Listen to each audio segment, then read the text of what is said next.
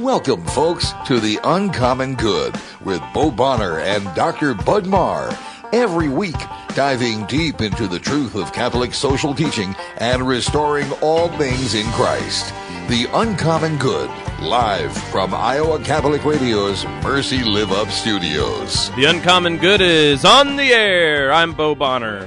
This is Bud Marr. We are coming to you live from the America of states that are united as well. Me over in Iowa, in Des Moines, where I'm the director of the Zeta Institute for Foundation in Ethics and Leadership and the director of Mission and Ministry at Mercy College of Health Sciences. You can find us there, zetainstitute.com and mchs.edu. But out at Pittsburgh, the land of ties in football games. What do you do out there other than watch an anticlimactic finish to pro sports, Bud? Well, we think ties are a polite way to treat people in Cleveland. Like, you know, they haven't warmed up to the possibility of victories. And if you gave them a victory, it'd be like someone going from a blasé life into the divine presence. So a tie is a nice segue to That's right. a future victory, which I'm sure they'll secure at some point this season or next. See, but where you work, you're director of National Institute of Newman Studies, and you guys don't tie there. With you, Newman is always victorious. No, we aim for victories. You can go to thenewmaninstitute.org to learn more.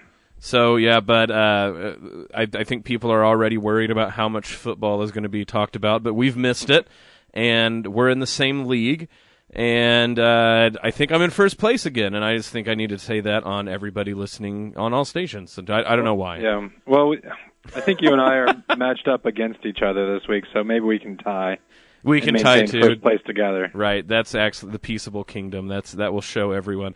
It's funny that we're in this league that all sorts of people from all across the United States, but I think I'm playing everyone I know first. So it's like I have to humiliate the people I know. Then I can go show strangers what's what.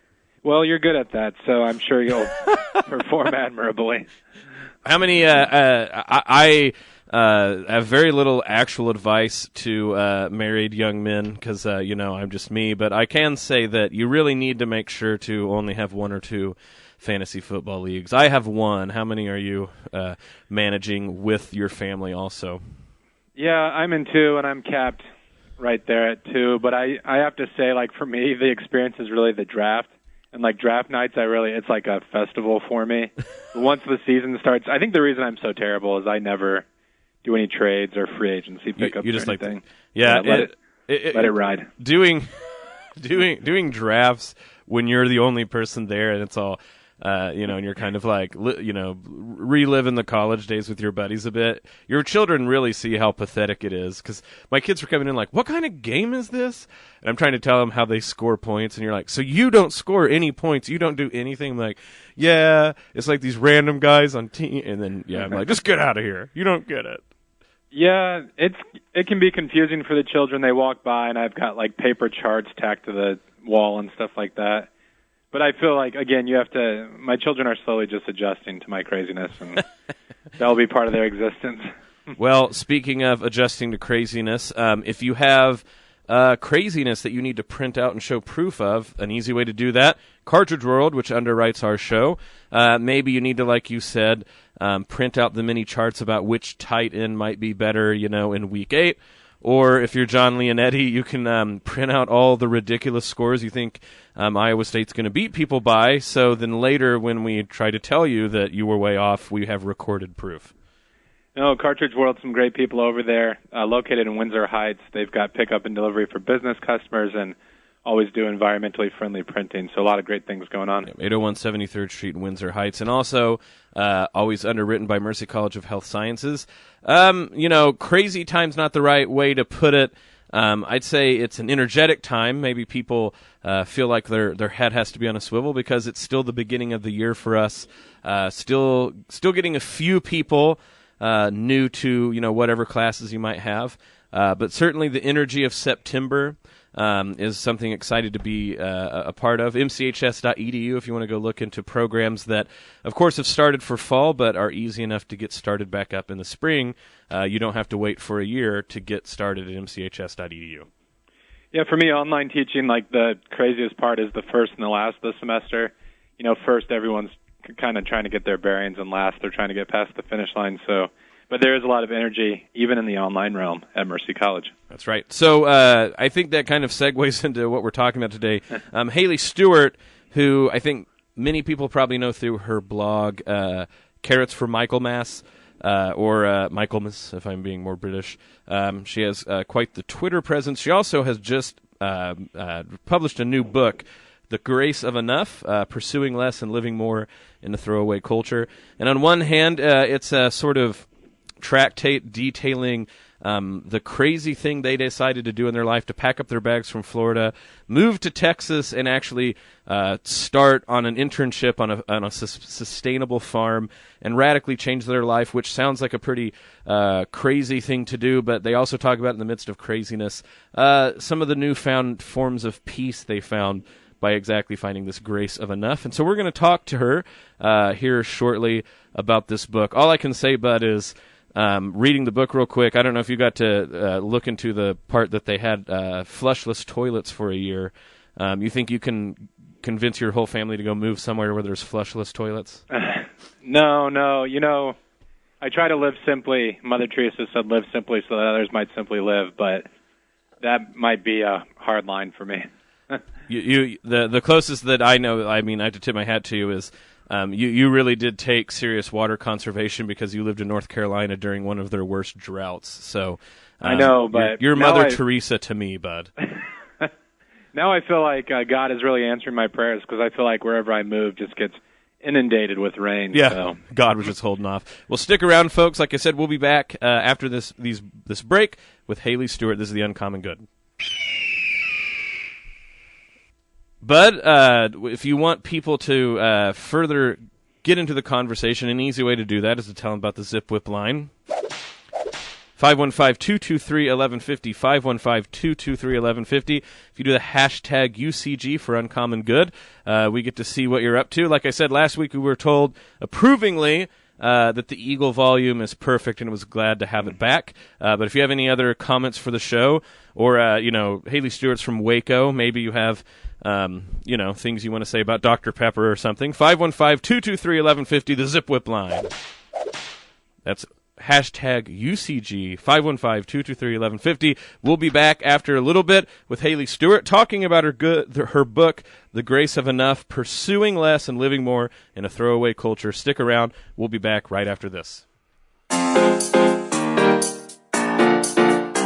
Do you want to really know your faith and why we believe what we believe? Then join us this fall as we study the Catechism of the Catholic Church with the second class of Faith Journey Catechetical Institute. Our instructors are from Des Moines, as well as the St. Paul Seminary in Minnesota, and we are taking applications now. For more information, go to faithjourneyci.com or call 515-202-3176. Builder Ken Construction. Not going along with the crowd will help you stand out in the crowd. Builder Ken Construction proudly supports Iowa Catholic Radio. Builder Ken Construction is a commercial general contractor providing pre-construction, estimating, and scheduling services through completion of construction. We can build projects ranging from tenant improvements and historical renovations to high-rise buildings. We build confidence. Learn more about the nearly 40 projects in the Des Moines metro area completed by Builder Ken Construction by visiting www.bdconstruct.com. Support for The Uncommon Good is provided by Cartridge World. Cartridge World is an industry leader delivering high-performance printing products that help you save time, money, and print great. Perfect for businesses, home offices, college students, or busy moms trying to find affordable printing supplies including ink, toner, paper, or printers. For business customers, pickup and delivery are available. Products are guaranteed or full replacement. Cartridge World, your low-cost, environmentally friendly printing experts, 801 73rd Street in Windsor Heights, 515-564-7400, and online at cartridgeworld.com. Each fall, InterVisions Healthcare hosts a fantastic evening of food and fun with the local Knights of Columbus. Join us as we dance the night away on Saturday, October 6th at St. John the Apostle in Norwalk. The Knights of Saints John and Paul in Altoona are preparing a delicious steak dinner. All the proceeds from the dinner and auctions benefit the expansion efforts of InterVisions. For more information, visit ivhcare.org or give us a call today. We look forward to seeing you on October 6th as we dance for life at St. John's in Norwalk.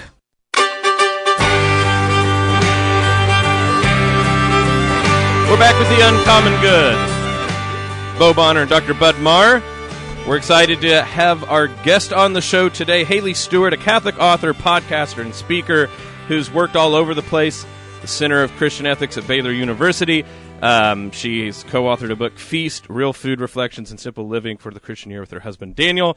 Most people, I think, know her from Carrots for Michaelmas, her Twitter and blog. But what we're going to talk about today is her new book, The Grace of Enough. Haley, how are you doing today?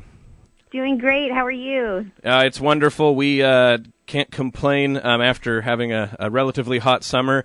All I have to tell people is I looked at your Twitter handle throughout the summer, and South Texas sounds far more awful, so I can't complain about the weather for like an entire year. Yeah, I think the only place I was following that had worse weather than we did this year was Phoenix. They've still got like 108-degree temperatures. But now that I'm not pregnant, I'm not feeling as miserable in the heat. So, well, as someone who carries around the weight of a pregnant woman at all times, I am glad I moved to Iowa because the one thing that's very different from Oklahoma and Iowa is you never have triple-digit heat for like more than 2 days, but you guys had it like 50 days in a row, so. Something horrible, something ungodly. That's right. That can be your next book, Something Ungodly, and it's about heat. So the book, I was very happy to walk into Iowa Catholic Radio Studios, and we see the stack of books. We get books that people want to review, and there was your book. And I said, well, we may have to make sure to get you on. Sent you a Twitter message, and you said, sure, let's go. What I think's fantastic about this book is sometimes when we talk about the grace of enough or living simply or the throwaway culture, many of these discussions can start to be very abstract, can be very technical. Your book is interlaced with your personal story about how you, your husband, and your children made a family decision to trek halfway across the country and, as you put many times, go to a place without flushing toilets, which I could tell was a big deal to you because of how many times you mentioned it. So I guess to start there, what is it about personal narrative that's going to be the vehicle that makes people to start considering this idea about living with just grace enough? Yeah, I think part of it is that we all tend to live lives thinking, oh, well, this is the way it's supposed to be done. And so when we have the opportunity to see that, oh, here's somebody doing something a little bit different, I can kind of imagine myself doing something different than what the prevailing cultural norm is, then it kind of opens up the imagination to see other possibilities. Yeah, you go to Baylor and or Waco, I should say. Baylor's in Waco, and as an Oklahoman, I have plenty of jokes about Waco. You didn't mention Dr. Pepper. I thought Dr. Pepper would play a bigger role in all this, but that's just me. That's my next book. That's my next book, the Dr. Pepper book. Well, one of the things that I found fascinating, too, is you start talking about hospitality, how people help us. There was a name that I'm very familiar with at the very back of the book, Ralph Woods, who is at Baylor, and you said a friend, a mentor, and things like this. I always joke around that he might make more people Catholic as a non-Catholic than other Catholics do. What was your experience way back as an undergrad at Baylor that you thought maybe planted seeds for you to do this sort of reconsidering with your life like you guys did once you had children? Sure. Well, my husband and I both went to Baylor. He finished up at Baylor, and I did my whole 4 years there. And we studied a lot of the early church fathers and all the way up through the Reformation and beyond. And growing up Protestant for both of us, that was a really big wake-up call because we were both kind of living under this misconception that in the Middle Ages, the Catholic Church made up all of this stuff, and Martin Luther had to come and save the church and sorted everything out. And now we're all trying to kind of figure out how to get back to what the early church was doing, but we don't really know what they were doing. And so reading the early church fathers, we were like, oh, we do know what the early church was doing. It was Catholic. This is awkward because we don't really know what to do with this. So reading Augustine's Confessions, St. Ignatius of Antioch, all of these things really broke down some of the misconceptions we had about the Catholic faith and opened us up to the possibility that this could be true. And then it took a few years beyond that after we had our first child and we realized, oh, we really do think that baptism is a necessary sacrament for salvation. We've got to get this baby baptized. Our Baptist minister doesn't do that sort of thing. So that was what pushed us finally to take the plunge. But a lot of it was those seeds were being planted when we were really, for the first time, taking a look at what the early church fathers were saying and what church teaching actually was. Haley, this is Bud Marr. Thanks so much for being on. As I was reading the book and just hearing, like skipping ahead to the point where you're actually starting to contemplate moving from Florida to Texas, one thing that jumped out to me was, I mean, I don't think you say this explicitly, but for me it gets back to the question of freedom. And I think so often in today's day and age, we think if we work longer and harder and earn more money, we'll have more freedom to do what we want to do. But you kind of point out in the book that as your husband worked harder, that it actually, you always found ways to spend the additional income, like doing things that you would normally maybe do on your own. But could you talk about how your experience in the move maybe transformed the way that you think about, in a sense, like being free to live well? Sure. I think that it's really easy in our culture to obsess over comfort and to see freedom as the ability to make choices between a bunch of different things. But then if we really take a look at it through a Christian lens, freedom is the ability to choose the good. And so I think that it's easy in our culture to get stuck in this cycle of false freedom where, like in our experience, we were having trouble really paying all our bills, and so my husband worked more hours, but then we had to get takeout more because we didn't have as much time to plan meals, and just all of these things that kind of kept us in this hamster wheel of we thought we were, doing the thing that would make us free, but actually it made us less free. We had less time together as a family. We had less of these really important things. And so then giving up a lot of the things that we're all striving for, prosperity and possessions, these things that we tell ourselves that are going to satisfy us. And I still struggle with this. I'm not, preaching at all of you because this is something I'm still struggling with every day.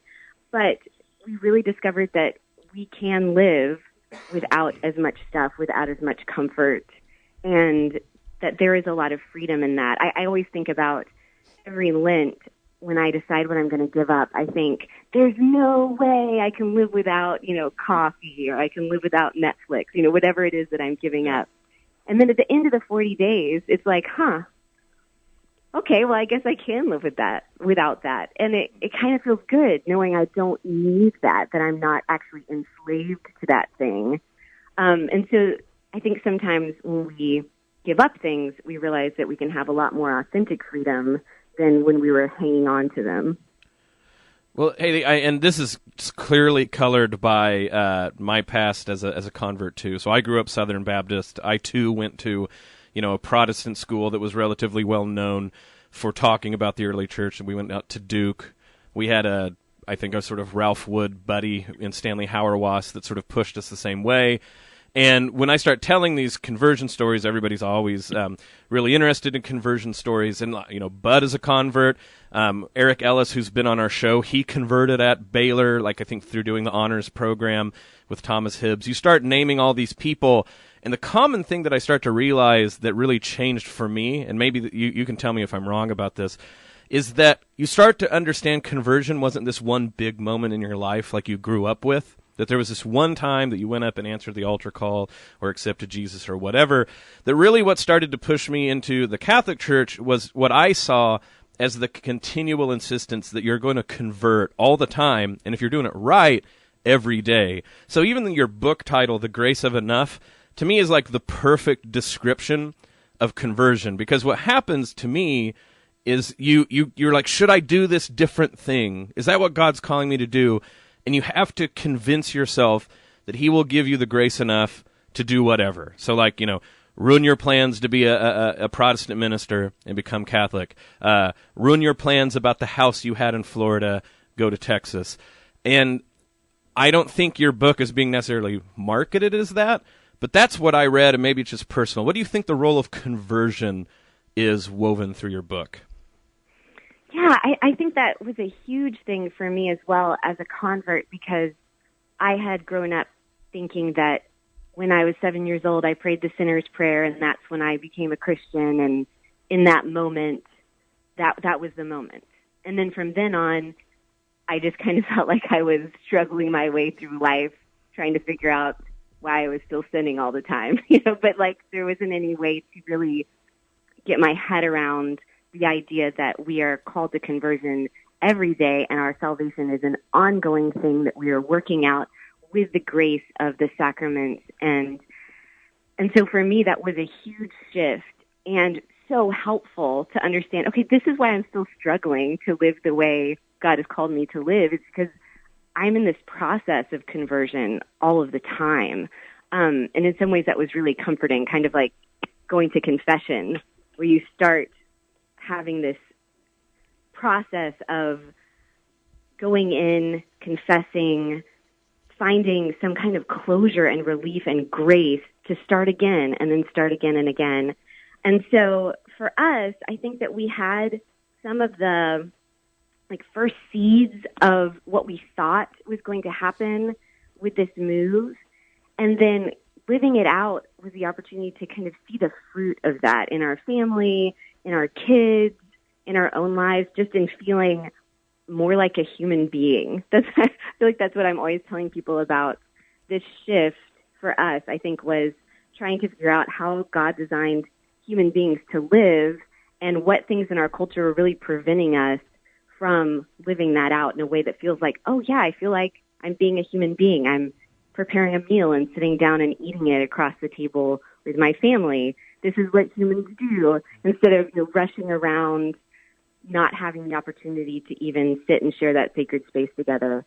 And so I think that's for us, part of that conversion is kind of living out and seeing the fruits of these things. Well, Haley, and one thing I liked about the book is the way that you talk about the call to conversion having a sort of particularity for each person and family. Because my temptation when I read books like this is like, I've got to go build an outhouse in my backyard, or something like that. But you would make the most horrible outhouse. I'm sorry. That's just me as a friend telling you. Yes, it would be a very sad outhouse. But one of my favorite lines from the book is, "Life on a sustainable farm isn't for everyone." And Bo and I, we went to school with some folks who I admired some of what they did, but in some ways they thought like the particularity of what they were doing was sort of this universal call. And I don't want to tone down like the areas where we need to be challenged, like maybe in modern urban life. But do you have maybe some warnings for people who think like, oh, maybe I will go live on a sustainable farm, or how do you understand like the sort of simplicity that you're talking about as translating into different contexts? Sure. Well, I always am inspired by the lives of the saints and just seeing how different they all are, how their different personalities and their different circumstances and their different gifts ended up showing us all these different pictures of holiness and God's love for us, and reflected in so many different ways. And so I think that we have to keep that in mind as we're trying to become saints, that it's not going to look the same. And we don't have some long checklist of rules from the Vatican about this is how big your house can be if you have this many kids, or we don't have anything like that, because it wouldn't make sense. We're all living in different circumstances. We're called to different things. And so I think that for a lot of people who think maybe I do want to make a huge life change, maybe I do want to move to a farm or do something that's kind of out of the ordinary and a little bit radical, would be to really start small where you are. Grow a garden in your backyard. And if you totally hate it, don't move to a farm. That's okay. You don't have to love that. And so I think that anywhere that you are, whatever your circumstance is, you can take small steps towards living more simply. You can take small steps towards reconnecting with the earth, being more surrounded by beauty, developing relationships and community and all of these things right where you are, and then see where that leads you. Because I think a lot of us, me included, can get kind of paralyzed by this idea of, well, if I can't do such and such, well, there's no point in even trying to do this smaller thing. If I can't build a Catholic commune, there's no point in having Catholic friends over to dinner to pray the rosary. I'm just going to give up, And so I think that that's something to keep in mind is God knows each one of us because he created us, and he knows what your gifts are. He knows what your passions are and what you're called to do. And so let that unfold. Don't feel like you have to do the same thing as some other family or some other person, because it's likely that's not what God has called you to do exactly. See, Bud gave his favorite line from the book. Mine is, no one got murdered and we're still friends. And taken out of context, of course, it's hilarious. But this goes to show what you're talking about. It's wonderful that you talk in this book about going and living on a farm and, one that's very intentional and sustainable. But then you talk about the role of internet in your lives. Where that quote comes from is you're pointing out that you went, and I'm going to mess up their last name, you went and visited the Teagues. Tighes, okay, Tighes. Yeah. Mm-hmm. And, you knew them from the internet. I think most people on Weird Catholic Twitter know them. And you're all like, sure, we'll go meet up people we've never met. And you met, and it was great, and, nothing was stolen, no one was murdered. That was your joke.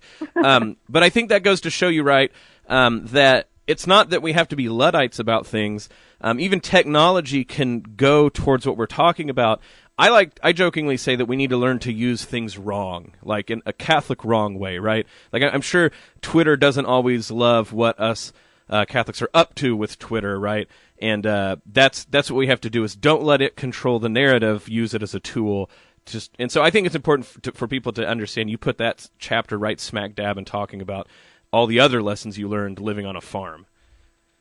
Right. I think I love what you said about learning to use things wrong. I often feel like Catholic Twitter is like co-opting Twitter right. to do our devious work of trying to become saints and encourage people to pray the hours and all of these things. I love that. I think that if we're constantly taking stock of where we are and what we have and trying to order it towards Christ and the pursuit of holiness in the gospel, then it's hard to go wrong with that mindset. Well, especially with Bud and I have been on a streak here where I think we've mentioned Twitter every time we're talking about whether that's appropriate for people over 37 to keep doing. But there's just starts to be so many examples. All we have to think about is how depressing some of the news has been, and just in the church. And I'll have to say the sort of willingness of people I've never met to be very honest with each other through Twitter and not fall into the sort of fake news of it, but to really lean on each other in some of these trying times is precisely using Twitter wrongly, excellently. And I think that that's something that we all need to be okay with and not get, like you said, the cart before the horse, where we get caught up with the trappings instead of what the actual need is right here and now. Yes, and I found a lot of comfort and hope just from the looniness of Catholic Twitter during all of this, because it really does matter when you have other Twitter friends who are praying for the church and, as you said, leaning on each other. That it does give you hope that there are a lot of other Catholics out there, and we're all in this together. Well, Haley, this has been fantastic. We're getting ready to come up to the break. Can you join us after the break and keep being weird Catholic Weird Radio instead of Weird Twitter?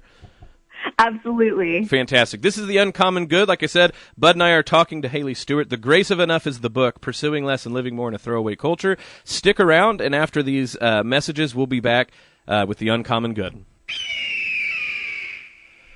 Bud, speaking of social media, if people want to get involved with Iowa Catholic Radio, just on Facebook, Iowa Catholic Radio. If you go to our Twitter handle, at IA Catholic Radio, as always, we have the zip whip line, 515-223-1150. We also have the bi-monthly email that tells you everything that's going on.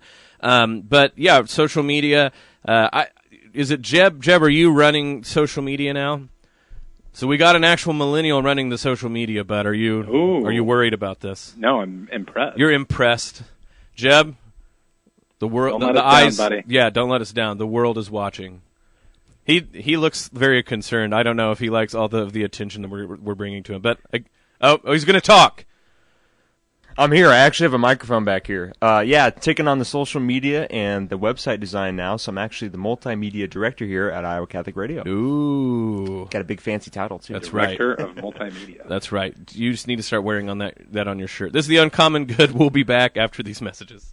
Impoverished children break everyone's heart, but poverty seems like such a big problem. What can one person do to make a difference? For 17 years, Blessman International's passion has been to connect the resources of our donors with sustainable programs that impact the lives of impoverished children in South Africa. Our donors are feeding thousands of hungry children every week, providing basic water and sanitation for impoverished communities, and sharing the love of God in practical ways every day. Go to www.blessmaninternational.org and make your donation today.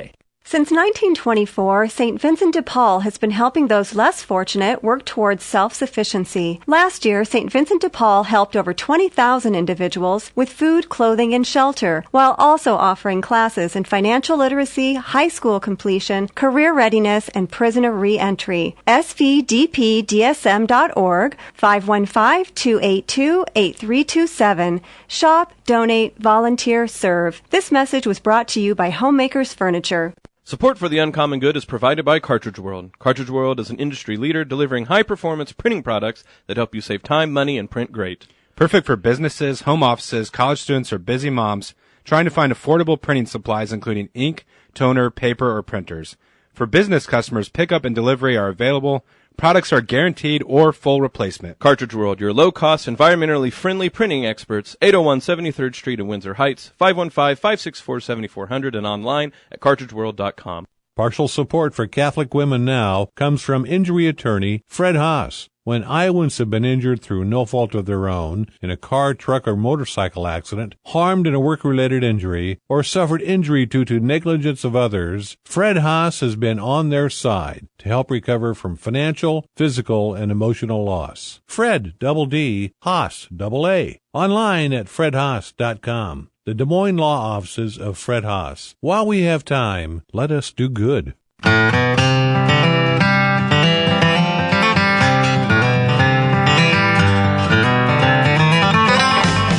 We're back with The Uncommon Good. Bo Bonner, Dr. Bud Marr speaking with Haley Stewart, author of The Grace of Enough, Pursuing Less and Living More in a Throwaway Culture. And we're having a good time talking about all the ways that we can re-weirdify Catholicism. Haley, thanks for coming back on the show. Sure.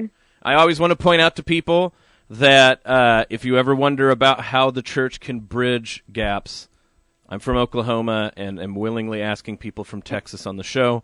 So that just shows you the power of Jesus Christ. No, I'm kidding. It's true. Yeah, so, Bud, after that horrible joke, what serious question do you have for us? No, Bo, real quick, I would echo that joke because I've driven through Oklahoma to get to Texas, and I think on the overpass going into Texas, there's some unseemly words. So you're doing better than some of your confreres. No, Haley, one part of the book that I found challenging as well was your section on rediscovering beauty. And I guess for myself, this has been an impulse as a father. But when I've thought about it, I've thought, I'll set aside a Saturday to take my kids to the museum or like a symphony, and then I'll expose them to beauty. But you talk about making your home a beautiful space. For our listeners out there, could you talk about ways that you've thought about fostering beauty in the home as a mother?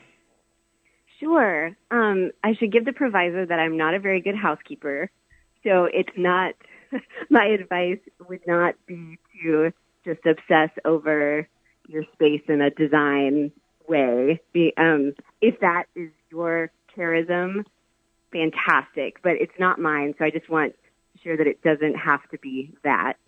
But one of the things that my husband and I have done over the past few years is for our birthdays and Christmas, we usually give each other icons or religious art to put up in our home so that it's something that our children will see every day, and sometimes playing sacred music in the home, and also just making the home a place of prayer, trying to pray the rosary as a family, bringing the beauty of prayer and the liturgical year into the home as a center of our lives.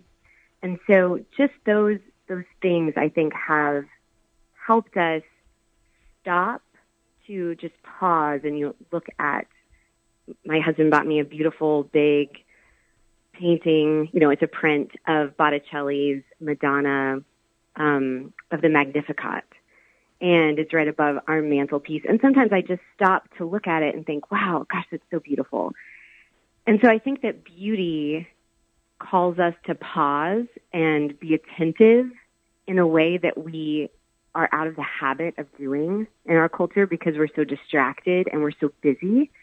And it's really very contrary to the throwaway culture, which is constantly consuming and wasting and using up and throwing out. When we do something that doesn't make us any money and doesn't really produce anything and it isn't efficient, but we're just being surrounded by beauty, I think in some ways it's like a slap in the face to the culture of death and the throwaway culture. And I think that can be really powerful. So I really am digging you pointing out that you can do have the proviso. You don't need to be like homekeeper-ish in order to do this. And I have to admit, not only am I don't have a homekeeper bone in my body, I'm also Oklahoma white trash. And here's my point. People get this idea that in order for things to be beautiful, it has to be like it's a house that's been like turned over to sell, right? Like, so there's one icon and then like a blank wall. I'll tell you one of the most appealing things that early on in my life made me start thinking, yeah, I could be Catholic, is I went to an old, non-renovated Catholic church. And I'll just be quite frank, it was an ethnic church. And there was not one square space available. They had so many icons. They had so many statues. Like, the place was just in your face. Every square inch had something about a devotion that someone had put there, which reminded me of my grandparents' house and my uncles and aunts growing up. Because one thing that, like, they certainly did was never throw away any knickknack God put in front of them. And I can remember just, like, spending hours at my uncle's looking at the shelves and shelves of knickknacks that I'm sure everyone else that had any sort of cultural taste would be like, what are these people doing? Now, my point to say is not everybody has to do that either, but there's a way in which there's like a peasant beauty or a non-formalized beauty that goes to exactly what you're saying, right? The idea of these people is not like, well, let's just, calmly decide the best way to order the church. They're like, you guys like the Infant of Prague? Put it over there. Our Lady of Guadalupe? There's that corner, right? Saint so-and-so I've never heard of? Maybe in the back, but whatever, right? And that's beautiful, too. And I think that, like you said, we can't push that enough, that beauty is not just this, like, nice, antiseptic, clean look that most of us are used to. Absolutely. We live in a neighborhood that has a few little shrines to Our Lady that my husband will pass when he's going on runs because he's a runner. And, they're a little bit like campy or kitschy, but they're beautiful. I love them, and I love that they're there. And I love that there isn't one style of art that is Catholic and there's no other styles that we can use. I just think that's a wonderful, wonderful thing about the diversity of the church. And yeah, I think that's a great point. And it goes beyond just the objects in our home, but even stopping to steep a beautiful cup of tea or make a beautiful loaf of bread, which is not something I can do, but my husband could do that, and I can appreciate his beautiful loaf of bread. I think that those things as well, stopping to do something well, can be an expression of beauty. Well, and just to make one more connection with this, you have a a relatively famous story among your legions of fans about you have a tattoo of Mary, Star of the Sea, and that like your kids were studying this in religion, and they're like, "Hey, my mom has that tattoo." Well, we named our daughter Stella Maris, and yay! Yeah, and part of that, right, is my actual name is Bo. It's 2 letters, and I guess my parents thought I was going to be dumb, so they gave me an easy name. And so you really can't have like a nickname that is rated PG when you only have 2 letters. So I was like, by all that's holy, I'm going to make my kids have like weird names that no one can avoid. And Elias, Stella, Antonia, Finian, number 5, we're cooking up weird names. The point only is to say that you can even make names of children an instance of beauty, right? When people stop and go, "Oh, we've never heard that name before," it is like a way for people to stop and think about the beauty of a saint or a name. Now, I will also caution that we thought we were cool with kid number 3 and named her Antonia, and we're like, no one will name their kid Antonia. We had 3 Antonias in one parish by the end of the year. But at any rate, there you go. I was at a Catholic women's conference with a bunch of moms and babies in an elevator, and one of the moms said something to the baby she was holding. The baby was named Gianna. And then, like, 4 other moms in the elevator were like, "I have a Gianna." It was just, like, such a Catholic moment. Hey, bud. What? Yes. You have a Gianna. Yes. That's right. Well, Haley, another part of the book has to do with redeeming the table. And when I hear redeeming the table, I think, like, baptizing it or laying on of hands or something, but you have something more specific in mind. It has to do with how a family gathers at the table to eat and to foster community in that way. How has living on the farm changed, even your time together at the table?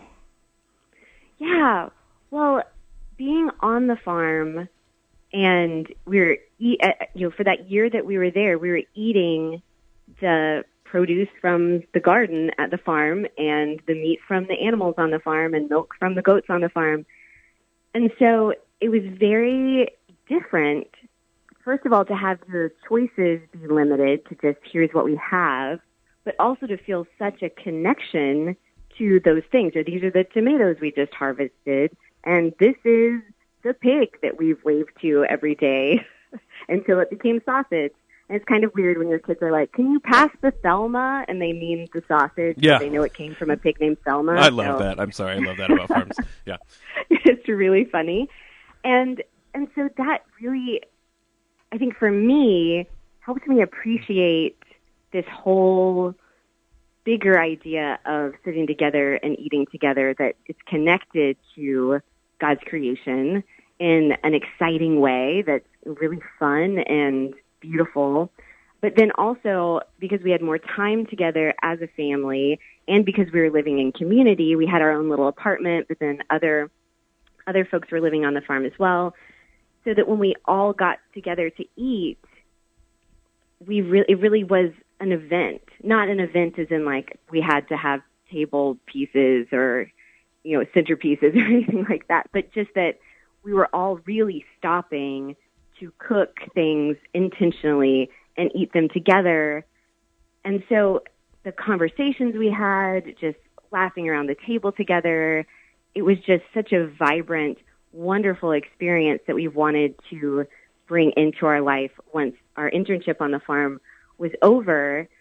So it's something we really prioritize now because it, as I said before, like it really makes you feel like a human being who can, sit down and eat together. And also I think about the Last Supper and Jesus eating with his disciples, and that in some ways when we sit down around the table, maybe just with our family or maybe with friends, it can be a beautiful reflection of the Eucharist in a way, or of that connection and community where we are all connected together. And I think that that's really beautiful as well.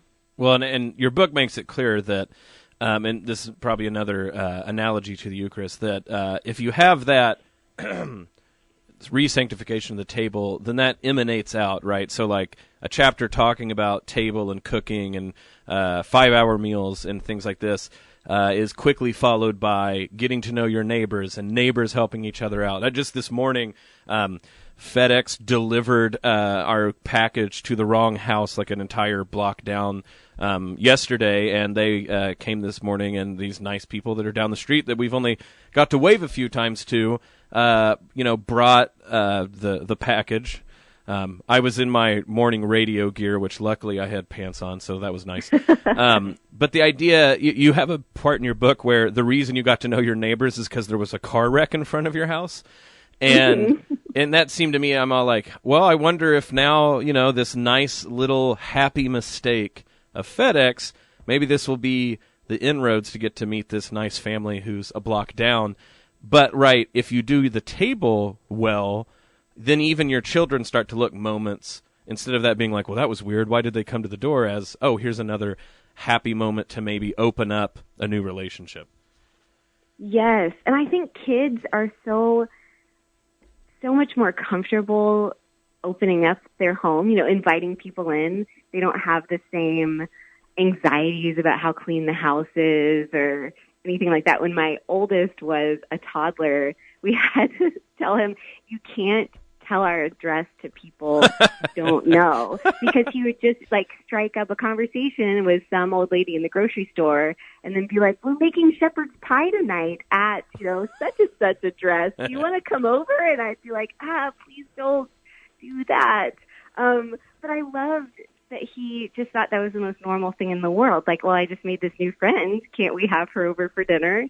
And so I think that sometimes we can learn from our children in being willing to open up our homes and not be stressed out by the fact that they're not as clean as we would like, and that the people we're having over at their house probably isn't as clean as they would like, and it's fine, and they're probably not judging us. And if they are, they're kind of jerks, and, so we don't have to worry about it.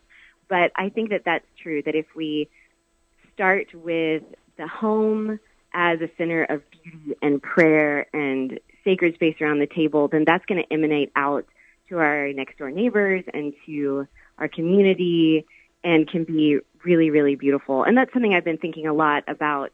What can I do as a homeschooling mom during this crisis in the church? And a lot of it is going to be just in trying to live out my vocation really well. And that doesn't mean that I shouldn't also write letters to bishops and pray and fast and all of these other things, but a huge piece of it can just be trying to do well the job that God has put me in. Yeah, one thing that I always think is funny is, and it makes enough sense, like I tell my family that we're going to homeschool, and, especially in certain types of family and certain economic class, right, that sounds really weird, like, why don't you want to go to school? And then then you get the cacophonies of, how will they be socialized? My problem is my kids are way too social as homeschool kids. Like, we go to a place and like, we made 15 friends, and we're like, wow, you need to read The Outsiders and Greasers and Socias and, back off a bit. I mean, like, it's crazy how much they don't preconceive about, like, there's this 15-step process before you can be a friend and talk to someone. The best example of this, Haley's actually the guy on the other end of the phone. Bud Marr, when he lived here in Des Moines, every stinking kid in about like an 8, house omnidirection from their place would just come over and play the entire day. And it starts to be this thing, right, that you go exactly like you said. And I want to make sure to like point this out. You have a chapter that's exactly about finding hope in a dark world. Well, one of those was to go by the Marr house and see that kids, some of them who never even like darkened the door of the church once, were playing soccer a few doors down, precisely because Bud and Rachel wanted their home to be that way. I love that. That is beautiful. And Bud and I did mercilessly destroy those kids at soccer because we're not going to let them win. I should throw in there, we kind of cheated because, my parents gave us a trampoline, and trampolines are sort of magnets for, children in the neighborhood. But you have to be careful. You have to make sure, like, your insurance has everyone covered. Yeah, that's so true. Go ahead, I'm sorry. I was just saying I have a very, very accident prone 5-year-old. And so every time we're like, ooh, we should get a trampoline. And then we're like, oh, maybe when we pay down this ER bill, then we'll get a trampoline. Okay, so what you got to do, and we're running out of time, but I got to tell this one. This one's so great. Yeah. Like, you know what they did in the 60s? My mom was telling us. They dug holes sufficient that you could put the trampoline in it. And then when you flew off the trampoline, you just fall on the ground. Now, the problem, right, is these things would fill with water and attract mosquitoes. But it's the 60s Oklahoma. They're like, whatever. So, at any rate, there's take some, lose some. That's right. But, so, did you have one more thing before we were getting ready to close out here, buddy? Oh, well, I mean, how many minutes are we looking at? 2. I was going to ask the meaning of life. No, I was just, Haley, it's been great having you on. And when we were talking about neighbors, I was curious, like, how many people you have close to you. Like, are you completely isolated? Are there, like the homestead next door? Well, we were on the farm for a year because it was a year-long internship, and now we're actually living in the city. So we're, like, surrounded by neighbors. We just have a huge backyard urban farm thing going on. Well, I would encourage our listeners to certainly go out and get the book. It's just been a wonderful conversation, and there's, a lot more nuggets in the book. Bo, do you have the book title? Yeah, The Grace of Enough, Pursuing Less and Living More in a Throwaway Culture. That literally came out last week, right? That's right. And it's already skyrocketed to number 1. Didn't you, displace Jennifer Fulwiler and, rub it in her face? No, I'm kidding. No. No way. No, I know, I'm kidding.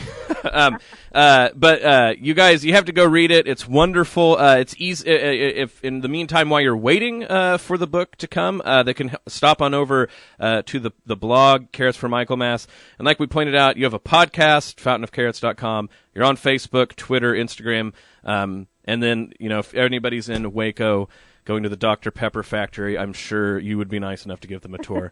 Haley, it's been great. We got to have you back on at some point, hear more about the book tour and how it went. But thank you for coming on The Uncommon Good.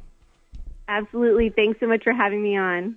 All right, take care. Bud, I'm with you that when you feel prepared and energized to go do stuff, you should always think that maybe you wouldn't do good with an outhouse. I think that's one lesson we learned today. No, I feel like the virtue of prudence is an important one for me because, when Jesus says, leave everything and come follow me, that has to come in different tones for each one of us. And I think, last night I was thinking about the book and I mentioned something to Rachel and said, maybe we could live on a sustainable farm. And the laugh was audible and enduring. Well, I mean, and that starts to be something too, right? Is you can start talking about personalities and stuff like this, and there's, and it's like you pointed out, there's always we need to be pushed. People come out of their shell a little bit more, or maybe loudmouths like me need to simmer down a bit and let other people talk. But I think one of the nice things about this book is it's a personal story that brings up, encyclicals, documents, philosophers, literature, but it's always talking about how their family started to think about how they would practically do some of these things. And when we talk a lot on The Uncommon Good, we bring up some hard-hitting, high-level stuff, but all of this translates into what we can do with our everyday life. So this is The Uncommon Good. May Jesus Christ, the Prince of Peace, reign in our hearts, in our families, our city, our state, our nation, the entire world, the entire galaxy. This is The Uncommon Good. Bless you all. We'll be back next week. But because the semester of school has started, that means everything else is just going to start happening left and right. We have the Christ Our Life Conference, September 29th through 30th. That's the big thing, happens every 2 years, happening now here in Des Moines. We have Ladies Mosaic Luncheon happening October 11th. The Fall Carathon, October 15th through 19th. We have the Men's Stag. We have the Catholic Culture Lecture Series. September 22nd is the first one coming up over in at St. Augustine's, and October 27th after that. There's so much going on. Just make sure to go check out the website, our Facebook and Twitter handle, again, Iowa Catholic Radio and at IA Catholic Radio. Bud, what can people do through the day with Iowa Catholic Radio? Well, you can begin your day at 5 a.m. by reflection on the Scripture, reading the Catholic Bible in a year. That transitions straight into the Rosary and Gospel reflection with Father Andrew. And then later at night, at 9:30, you have the Rosary, again with the Gospel reflection. I would encourage folks to sign up for our email. We don't inundate you with emails, but you get a sense of what's happening at the station, and also each email at the bottom contains save the dates for everything happening in the diocese. Yeah, no, it's wonderful, and we're making it easy for you to do. And like we said, Jeb, our good buddy Jeb, is behind it all now. So now you know when it's brilliant, who to thank, and when it's inaccurate, you know who to give a stern looking at when you see him on the street. That's Jeb. Jeb's not paying attention. Don't worry about it.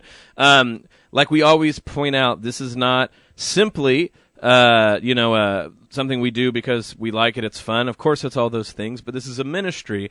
And even though Bud and I are the voices for this show, and you hear the on-air radio talent, this ministry is much more than the people who are talking. It's the people like Jeb who run things. It's the people in the offices, but it's also very much you. If you want to make sure that the message of Jesus Christ on 24/7 that can span through walls here in central Iowa and everywhere, that people listen to our podcasts. We rely on your help. Please feel free at any time to make donations because that furthers the ministry that's going on here. Folks, it's always a pleasure and an honor to speak. Bud, thanks for joining us. Hope you have a good week out there. Yeah, and I'm certainly praying for all those in the hurricane's path that God would keep everybody safe. Same here. Pray for us, and we'll pray for you, friends. It's The Uncommon Good. Take care. The Uncommon Good with Bo Bonner and Dr. Bud Marr is heard every week on wonderful Catholic stations like this one, and anytime on podcast. Just search for The Uncommon Good.